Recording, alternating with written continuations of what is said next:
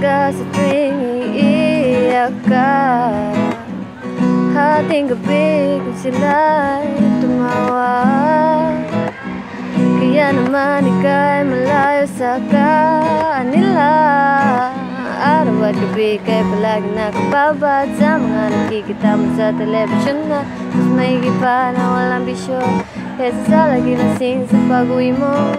Tila na ba nakipag-aaral, bagsak na naman ang aking grado nakuha. Paano ba ito pagkatasin kung sarili ko ay napabaya na din umanhin? Babawi na ako sa susunod, di na uulit. Ngayon pala ay sisimulan ko na agad. Di naman patumpi-tumpi pa, tatapusin ko na ang